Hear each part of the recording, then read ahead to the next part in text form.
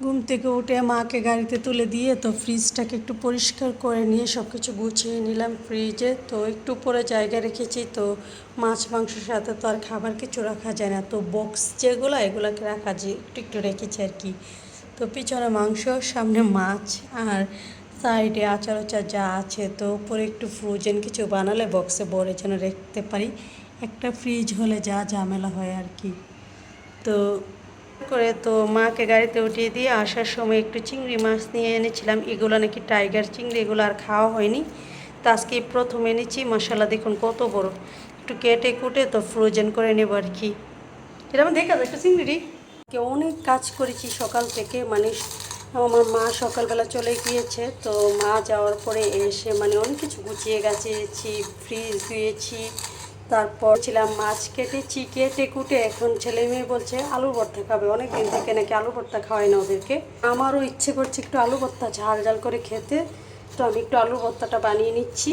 তো ঝাল ঝাল করে একটু আলু ভর্তাটা বানিয়ে নিচ্ছি।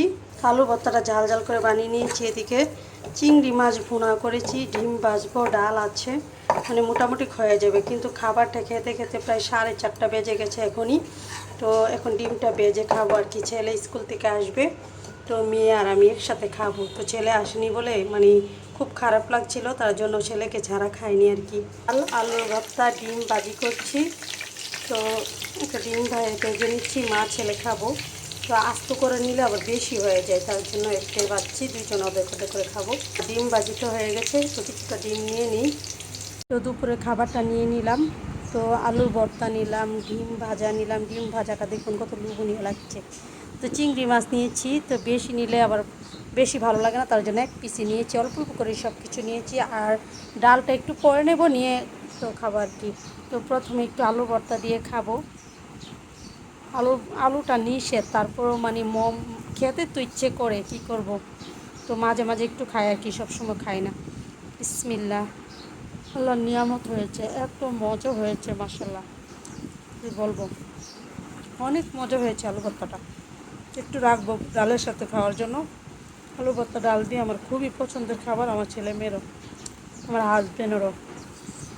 মানে এত মজা হয়েছে আলু ভর্তাটা, কী বলবো, একদম ঝাল ঝাল আর সরিষার তেলের একটা যা জানো ফ্লেভার।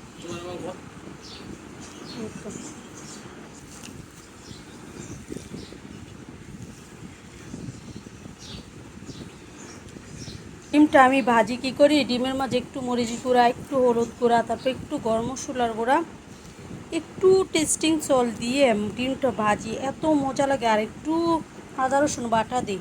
এভাবে একবার ডিম ভেজে খেয়ে দেখবেন, এত মজা লাগে। তো ডিম ভাজার টেস্টটা একদম 4 গুণ বেড়ে যায়, এত মজা লাগে। বিশেষ চিংড়ি মাছ দিয়ে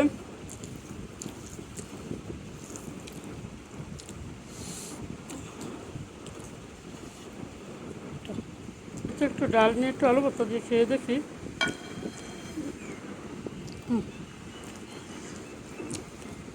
ডাল আলুর ভর্তা অনেক দিন খাই না, মানে খাই না বলতে প্রায় 2-3 মাস হয়ে যাবে। এত ইচ্ছে করছিল খেতে, এত মজা হয়েছে। তো সবাই ভালো থাকবেন। খেতে খেতে আমি আমার ভিডিও শেষ করে নিচ্ছি। আল্লাহ হাফেজ।